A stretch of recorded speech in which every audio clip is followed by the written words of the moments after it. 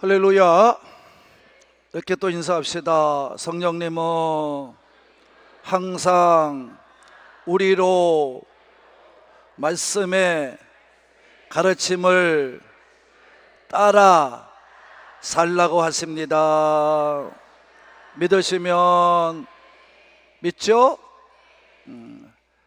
제가 이제 10일 날이면 여러분이 여기서 성가제를 하는데 우리 교회에서 하잖아요. 그러면 난 딱 100명만 섰으면 좋겠어요. 여기서 그래서 쭉 서서 15명 손으로 딱 마치고 16명의 자리를 마치고요. 그리고 우리가 여기 남자들은 여러분 좀 많이 좀 참석하셔서 20명 채워주셔서 여기서 16명이 쓰고 양옆에 날개로 2명씩만 서서 이렇게 해서 여러분이 남자들은 20명만 섰으면 좋겠습니다. 안 되면 장로 불문, 나이 불문하고 장로님 다 서시기 바랍니다. 안 되면 장로님도 서야 돼요. 믿으시면 자 따라합시다. 느헤미야의 추수감사절. 이 말씀의 배경은 이러합니다. 왜 이 말씀을 제가 붙였냐 하면 이런 배경을 가지고 있었기 때문이죠. 이스라엘 백성에게 하나님께서는 말씀에 순종하지 아니하고 말씀을 따라 살지 않으니까 하나님이 이스라엘 백성을 버려요. 그래서 그 버림의 증거가 뭐냐 하면 그들이 바벨론의 포로가 되어서 이제 나라가 망해서 글로 다 포로로 잡혀갑니다.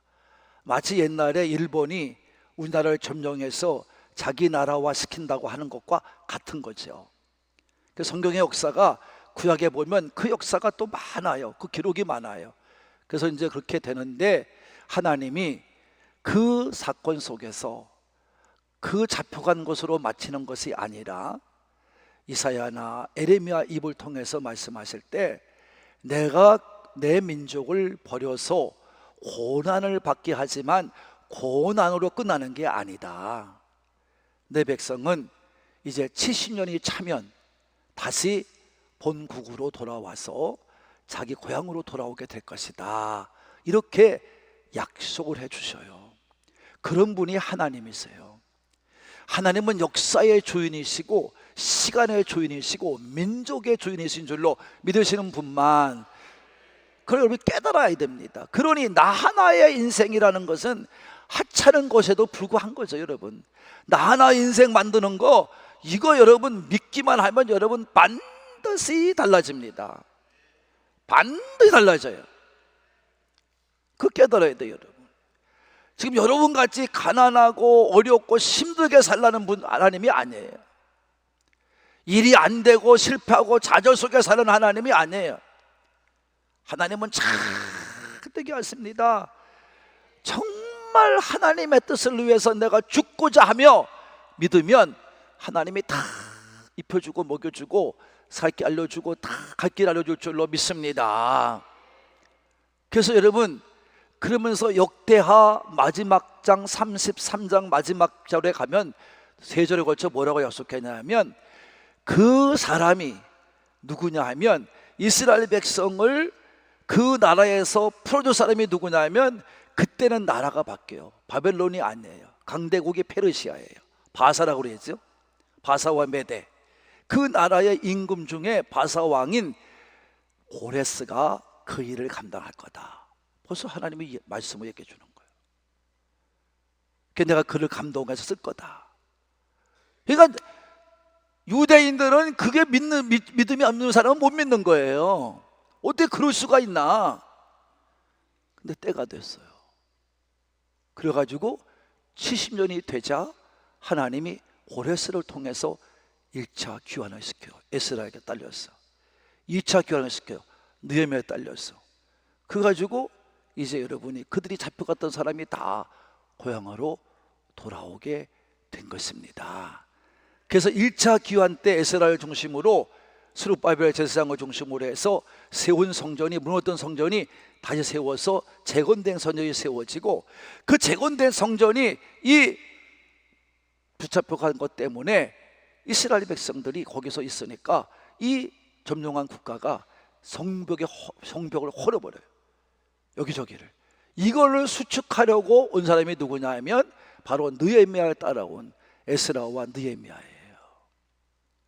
그 느헤미야가 어떻게 하냐 하면 그 당시에 바사국의 오레스에 뭐냐면 아닥사스 왕의 뭐였냐면 술을 맡은 관원이야.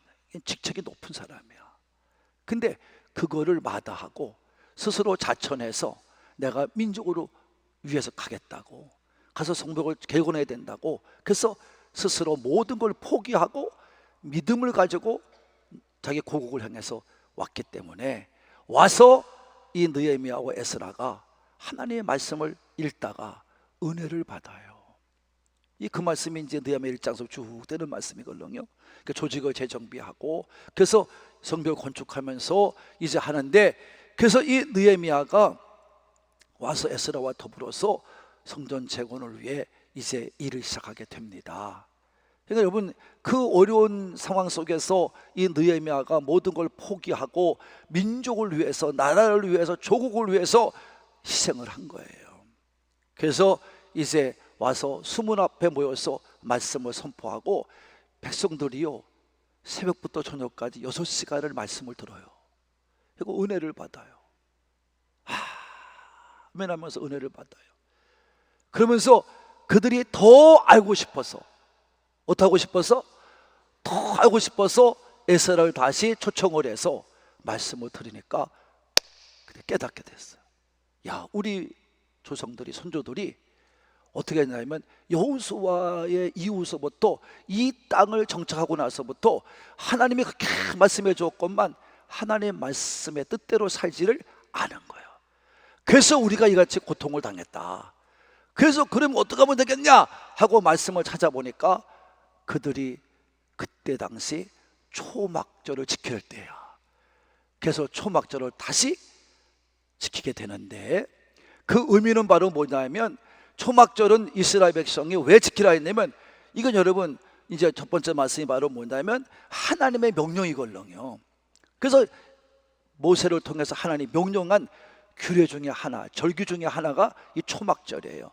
초막절로 지키는, 우리가 지금 추수감사절 지키는 이 초막절 또는 수장절이라고 그러죠. 이거는 바로 뭐냐면, 수장절은 여러분 추수를 마치고 난 후에 추수한 것들을 쌓아놨기 때문에, 창고에 다 쌓기 때문에 이름하여 수장절이라고 그런 거고, 초막절은 뭐냐면 이 모든 걸 걷게 하고 이 모든 것을 우리가 주신 것은 누구시냐?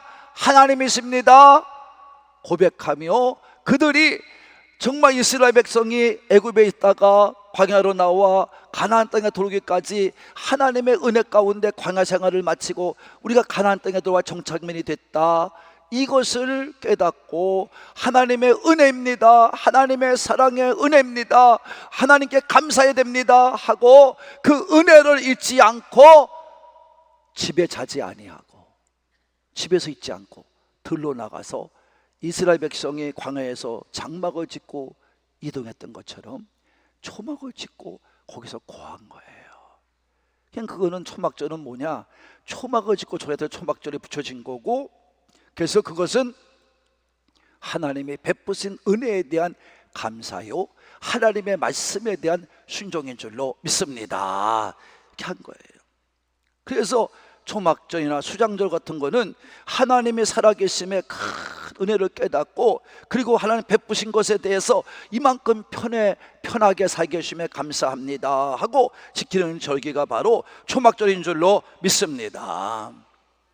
성도 여러분, 우리도 그 은혜를 잊지 말아야 됩니다. 우리가 이미 다 은혜 받은 말씀입니다. 우리도 이 추수감사절을 지키는 것은 여러분 내 것이라고 생각하면 지킬 수가 없어요. 내가 내 몸 가지고 일했다고 시키면 지킬 수가 없어요. 그러니까 날마다 10년을 믿고 20년을 믿어도 날마다 5만 원, 3만 원, 10만 원 그래요. 여러분, 내가 아까도 얘기했어요. 결혼 축의금을 가져가도 커피 한 잔을 마셔도 그만큼 주고 마셔야 돼. 여러분, 내가 친족의 결혼식이 있으면 하다못해 내 형제는 기본이 50만 원이야. 좀 더 생각하면 100만 원 내는 거지만, 여러분, 그런데 여러분 하나님께 나와서 절기를 드리는데 어떻게 그렇게 여러분 짜디짜게 인생의 삶을 사냐 이런 말이야. 그러면서 아버지 앞에 나와서 어떻게 복을 달라고 기도하냐 이런 말이에요. 그건 아니지 않냐. 정말 하나님의 은혜라면 더 큰 것을 드릴 수 있는 여러분이 되기를 바라시는 분들만 그런 것입니다. 그리고 여러분이 잘 아는 것처럼 지금 얘기했지만 하나님의 은혜 가운데 100% 주신 거예요. 하나님이 이 땅에 다시 귀환시켜 준 거예요. 그걸 몰랐던 우리 선조들은 고통을 당하고 쫓겨났지만, 그러나 우리는 다시 와서 은혜를 깨닫고 살아야 될 줄로 믿으시는 분만, 그러니까 모든 게 주신 것이 하나님의 은혜입니다 라고 드리는 것이 이 초막절, 우리가 지키는 추수감사절인 겁니다. 그래서 그들이 돌아와서 느헤미야의 지도 아래 에스라의 말씀을 통해서 변화받고 지킨 것이 바로 초막절이기 때문에 제가 이 제목을 느헤미야의 초막절이라고 붙여진 겁니다. 이것은 그들이 즐겁게 놀고 서로 나누고 마시고 그런 거 초점이 되는 거예요. 지금과 똑같은 그런 초점이 아니에요. 그는 우리가 하나님의 은혜요, 하나님의 말씀에 우리는 동의합니다 하고 드리는 이 느헤미야 추수감사절인 줄로 믿으시는 분만 아멘 합시다. 오늘 3부에 참석하신 여러분, 저 여러분한테 이제 묻습니다. 여러분, 지금 말씀한 것처럼 여러분에게 주어진 이 세상의 모든 삶이 정말 하나님의 은혜라고 믿으십니까? 그게 동의되지 않으면, 이해가 되지 않으면 여러분은 믿음이 없는 겁니다. 아직까지 내 힘으로 살려고 그러는 겁니다. 내 능력으로 살려고 그러는 겁니다. 여러분, 하나님 앞에 충성도 못하는 겁니다. 그것을 보여주는 겁니다. 그럼 우리는 언제나 이 땅을 살아갈 때 하나님의 은혜로 생각해야 돼. 이 나라가 원조받던 나라에서 부강한 나라가 되고 나니까 대부분의 사람들이 이해하는 게 뭐냐? 박정희라는 대통령이 경제 부흥을 잘해서 이만큼 잘 살게 된 기초를 마련했다고 그러지만 NO! 하나님이 베푸신 은혜인 줄로 믿으시면 아멘 합시다. 기독교가 들어와서 이만큼 된 거예요. 여러분, 이 나라의 문제가 경제적인 문제가 경제나 돈에 있는 게 아닙니다. 경제나 돈에 있다고 생각하는 분들은 자꾸 주장하지만 여러분, 잘 됩니까? 오히려 경제하고 돈 거기다 하면 경제나 돈에 원수마귀가 역사하기 시작을 해요. 그거 안 됩니다. 우리는 하나님의 은혜라고 믿어야 됩니다. 모든 게 베푸신 것이 하나님의 은혜라고 믿어야 됩니다. 물론 그분들한테 지혜를 주시고 능력을 주셔서 지도자로서 감당케 하신 것은 하나님의 은혜다, 이것까지도 여러분 무시하라는 건 아니에요. 생각을 했는 사람이 있기 때문에 이런 거지요. 그러나 우리가 가장 기본적인 것은 오늘 이스라엘 백성이 왜 망했느냐 깨달은 것은 하나님의 말씀을 살지 않았기 때문이다. 일 안 해서가 아닙니다. 열심히 살지 않아서가 아닙니다. 여러분, 얼마나 감격스럽겠어요. 이스라엘 백성들이 여러분 광야에서 고생하다가 가나안 땅에 들어가 정착민이 되고 땅을 분배받았습니다. 얼마나 감격스러워요. 농사를 져서 농사의 수확을 거뒀습니다. 집을 졌습니다. 내 집이 생겼습니다. 땅이 생겼습니다. 얼마나 감격스러워요. 그럼 얼마나 교만해야 돼. 근데 그 사람들은 광야에서 살아온 사람들 1세대나 죽은 사람 이외에 1.5세대 2세대들은 이게 하나님의 은혜라 깨닫고 그래서 그들은 지켜냈는데, 그것을 여호수아 이후에는 그들이 죽은 다음에는 지키지 않은 거예요. 그래서 그들은 아무리 열심히 일해도 수확이 없었고 아무 열심히 해도 부강한 나라가 되지 못해서 오히려 약한 나라가 되다 보니까 강한 나라의 속국이 되어서 붙잡혀 갔다 이 말이에요. 이거를 느헤미야의 지도하에 이스라엘 백성이 깨닫게 된 것입니다. 그래서 17절 18절에 보면은 그들이 하나님의 은혜를 잊지 않고 정말 감사절을 지키게 된 것입니다. 그랬더니 다시 그 땅에 정착이 돼서 행복한 삶을 살게 된 줄로 믿으시는 분만. 그래서 제가 우리 교회도 다 회개합니다. 하나님, 우리가 잘나서 잘 살았다고 생각하는 걸 빨리 버리게 해주시고, 우리가 회개하오니 우리의 회개를 들으시고 하나님의 축복하는 걸 끝까지 지켜달라고 우리 교회는 기도하고 있는 것입니다. 그리고 그래서 이 느헤미야 초막절은요, 하나님의 명령에 순종하는 것과 더불어서 하나님의 말씀으로 돌아가는 것이 되는 것입니다. 할렐루야. 여러분, 느헤미야는 얼마나 존경받을 만한 인물이냐 하면, 나라가 위급함에 처했을 때 나라를 등지고 도망가는 사람과는 달라요. 여러분, 내가 돈이 있으니까 내가 돈을 뺏기지 않기 위해서 내 돈을 팔아가지고 다른 딸에 도망가는 그런 사람이 아니에요. 이 느헤미야는 어려움이 닥치자 어려움이 닥친 민족과 더불어 함께하기 위해서 그가 있는 그 모든 명예와 권력 모든 걸 다 놓고 나는 백성과 함께 고통을 당하러 가겠습니다 하고 간 사람이 누구냐 하면 느헤미야예요. 말씀에 보면 그래요. 여러분, 그러니까 느헤미야는 이렇게 고백하잖아요. 지금 자기 스스로 얘기할 적에, 자 5장 14절입니다 시작. 유다 땅 총독으로 세움을 받은 때 곧 아닥사스 왕 제 12년부터 제 32년까지 12년 동안은 나와 내 형제들이 총독의 녹을 먹지 아니하였느니라. 녹을 받지 않았어요. 지금 말하면 얼굴을 받지 않았다 이 말이에요. 내가 우리 민족이 어려운데 내가 어떻게 얼굴을 받느냐. 여러분, 일어나 지도자가,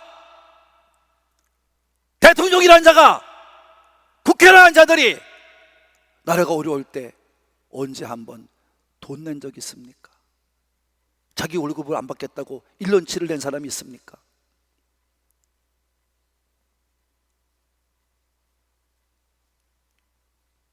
없습니다. 여러분, 어려워도 자기들 배부르기만 생각했지. 그러나 느헤미야는 12년간이나 받질 않았어. 그뿐입니까? 오히려 받아야 된다는 것도 다 어려운 사람과 나눴어. 18절입니다 시작. 매일 나를 위하여 소 한 마리와 살찐 양 6마리와를 준비하며 닭도 많이 준비하고 열흘에 한 번씩 각종 포도주를 갖추었나니, 비록 이같이 하였을지라도 내가 총독의 녹을 요구하지 않았음은 이 백성의 부역이 중함이었다. 너무 고통당하는 백성들과 함께 나누는 거예요.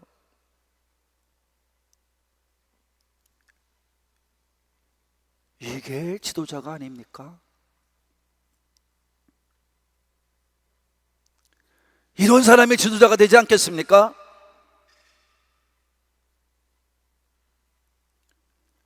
그러게 느헤미야가 위대한 거예요.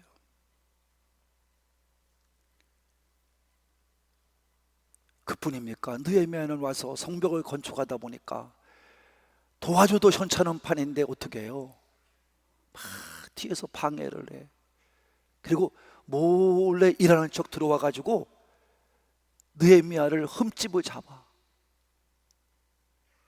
그래서 가서 자기들끼리 작당거리해서 느헤미야를 방해하려고 그래요. 그 대표적인 사람의 이름이 나오잖아요. 산발랏, 도비야, 게셈이라고 하는 사람의 이름이 나옵니다. 말씀 읽어보세요. 오늘날도 교회를 나오고 믿는다는 사람들이 교회에 와서는, 여러분, 무슨 목사가 흠이 있나 없나, 자기들을 말을 안 들어준다고, 자기 뜻대로 되지 않는다고 목사의 흠을 잡고, 목사의 흠을 잡지 못하면 목사가 돈을 썼니 안 썼니 별 얘기를 다 하면서 여러분 모함해서 목사를 쫓겨내려고 하는 그런 교회들도 많아요. 나라를 치자면 대통령을 세워놨으면 대통령이 일 잘하도록 도와주는 게 당연한 건데, 뒤에서 정치인들한 놈들이 앉아가지고 무슨 대통령이 잘못했니, 뭐 지금 보니까 여러분, 옛날로 말하면 김건희 여사는 국모야, 국모. 그래서 옛날에는 영부인이라고 해서 영부인. 근데 지금은 여러분, 자기들은 대통령 안 할 것 같은지 모르지만 거기다가 여러분, 이게 나라 꼴도 아닙니다. 사실 김건희가 뭡니까? 김건희가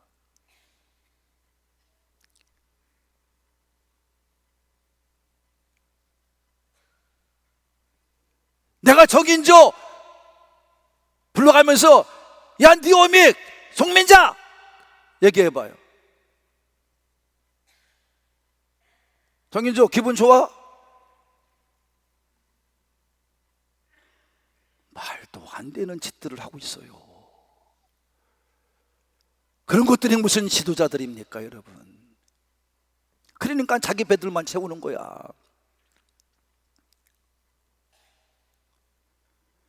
잘 들어요 여러분. 절대 신앙인들은 그러면 안 돼요. 교회는 그러면 안 돼요. 정말 끝날까지 목사님 잘 모시고 우리 교회 부임에 오시면 끝날까지 은퇴시키는 거요. 그리고 다 대접해서 내보내는 거야. 그래야 그 다음서부터 더 좋은 목사님이 오신다고 그러지. 이거 봐, 아멘 안 하는 거 보니까 아닌 건다 그래요. 그래야 더 좋은 목사님들이 오시지. 저 교회 가면 날마다 금지죄와 쫓겨내기만 한다면 누가 오겠어요? 여기 훌륭한 목사가. 그런 목사밖에 안 오는 거지. 이해하신 분들만 이게 느하면서 배우는 거예요 여러분. 그 사람들은 나라를 파는 자와 똑같잖아요. 그걸 방해하고 있으니. 이렇게 여러분, 느헤미야는 그래서 하나님 말씀대로 순종하면서 사는 거예요. 그래도 흔들림 없이 지도자가 돼서 끝까지 완수한 줄로 믿으시는 분만 그런 거예요. 그래서 느헤미야는 더 한 걸음 더 나가서 백성들에게 하나님 말씀을 더 알리고자 말씀을 더 읽게 하고, 그래서 그 말씀의 뜻을 깨닫게 하고 성경 말씀을 잘 해석해 주고, 그래서 자세하게 읽어주다가 깨달은 게 초막절이에요. 그래서 초막절을 지킨 거예요. 그래서 오늘도 우리가 다음 주에, 오늘은 영혼의 추수감사 드리지만 다음 주는 정말 우리의 육신의 추수감사를 드려야 되는 시간인 줄로 믿습니다. 그래서 느헤미야의 추수감사는 단순히 전통적으로 지키는 예의에 의해서 지킨 것이 아니라 하나님의 말씀으로 돌아오는, 그 다시 회복하는 그러한 추수감사가 된 줄로 믿으시는 분만 아멘 합시다. 얼마나 감격스럽겠어요. 이같이 믿음은 감격 속에 사는 거예요. 우리도 정말 어려움을 당하고 힘든 일을 당합니다. 그래도 어렵고 힘들어도 우리가 믿음으로 끝까지 살다가 하나님 앞에 기도하다가 눈물로 기도하다가 금식하며 기도하다가 하나님께서 베푸신 은혜를 체험하고 그 체험 속에서 내가 회복해가는 것을 보면서 정말 감격하고 감사하면서 지켜가는 우리의 신앙이 되어야 될 줄로 그냥 아멘하지 말아요. 믿으시는 분만 그런 믿음이 돼야지요. 그런 감격도 감사도 없는 믿음 매년 살면 못해요. 내 욕심이나 채우려고 그러고, 교회가 어떻게 되든 말든 내 것만 채우려고 그러고, 그러면 되겠냐 이런 말이에요. 안 됩니다 여러분. 그래서 기도의 역사를 맛보기 위해서는 오늘도 분명히 가르쳐주고 있어요. 이 느헤미야서는 다시 올로 돌아가야 돼, 말씀으로. 그래서 말씀을 통해, 성령님을 통해 깨달아야 될 줄로 믿으시는 분만. 그래서 우리 영원토록 우리의 길잡이요 영원토록 우리의 안내자가 되는 것은 오직 우리 인생에, 믿는 자의 인생에는 성경밖에는 없습니다. 이걸 분명히 깨닫는 여러분 되신 분들만 우리 교회가 다음 주에 시키는 추수감사들도 철저히 같이 말씀의 중심으로 돌아가는, 명령을 듣고 순종하는 그런 감사가 되기를 바라는 분들만 큰 소리로 아멘 합시다. 그때 그 느헤미야 감사처럼, 추수감사처럼 말이죠, 감격이 있고 감사가 있고 정말 잘못담을 회개하며 눈물로 통회하며 함께 하나님을 높여 찬양하는, 하나님을 기쁘게 찬양하며 드리는 그런 추수감사. 다음 주에 정말 하나님 영광 돌리는 추수감사가 되기를 원하시는 분들만 아멘 합시다. 5절 말씀에 보면 그래요. 똑같아요. 여러분, 우리는 마땅히 일어나 영원부터 영원까지 계신 너희 하나님 여호와를 송축할지어다. 영원하신 하나님을 송축할지어다. 찬송을 부르며 감사하면 감사할지어다. 어린이부터 학생, 청년, 어른들 모두가 정말 하나님 앞에 서서 하나님 주신 은혜와 감격 속에, 깨달음과 회개 속에 눈물로 감사함으로 회개하며 드리는 진정한 추수감사, 마음을 다해 드리는 추수감사, 그가 진짜 감사하지. 무슨 여러분 얼마 드리고, 얼마 있으니까 얼마 드리고, 올해는 미쳤으니까 얼마 못 드리고, 여러분 그런 인생은 절대 살지 마세요. 절대 그런 인생은 잘 될 수도 없지만 잘 될 리도 없고요, 하나님께 복을 받을 수도 없습니다. 마음을 다하는 축복의 감사가 되어야 될 줄로 믿으시는 분만. 사랑할 군가족 여러분, 느헤미야 추수감사절은 흔히 우리가 믿는다는 사람들이 같이 나눠 먹고 즐기는 그런 시간도 아니고, 돈이 얼마나 벌었는데 얼마 드려야지 하고 헌금을, 양을 드리는 것도 아닙니다. 오직 우리는 정말 하나님의 은혜요, 하나님의 사랑이요, 하나님의 축복으로 이렇게 됐다고 하는 정말 믿음의 고백을 드리는, 어려움도 있었고 힘듦도 있었고 고통의 시간도 있었고 망하는 것 같은 시간도 있었지만, 그러나 우리는 망하는 길을 가는 것이 아니라 우리는 다시 하나님이 함께 하실 수 있는 믿음을 가지고 여러분이 드려지는 이번에 추수감사가 되기를 원합니다. 난 그런 감사가 되기를 바랍니다. 성도 여러분, 그래서 느헤미야 추수감사절은 정말 은혜로운 겁니다. 그래서 감사 예물 중에 가장 큰 감사가 뭡니까? 나예요. 다 같이 나예요. 다른 게 아니에요. 나예요. 내 생명이에요. 내 삶이에요. 내 신앙이에요. 내가 드려지는 거예요. 제일 먼저로 내가 드려지는 거예요. 내가 영적 자녀로, 하나님의 자녀로 내가 드려주는 거예요. 그래서 이번에 여러분도 추수감사를 드릴 때 나를 생각하며 드리세요. 내가 누구였나? 내가 어떻게 살았나? 그래서 나는 물질이 아니라 나를 통해 주신 하나님의 영혼의 문제, 여러분 사람의 영혼의 문제, 내 삶의 문제, 내가 아버지 앞에 어떻게 살아왔는지를 생각하는 문제, 나 같은 사람을 위해 죽으신 예수님을 생각하며 드리는 그 나의 영혼의 문제를 안고 여러분이 이번에도 감사가 되기를 바랍니다.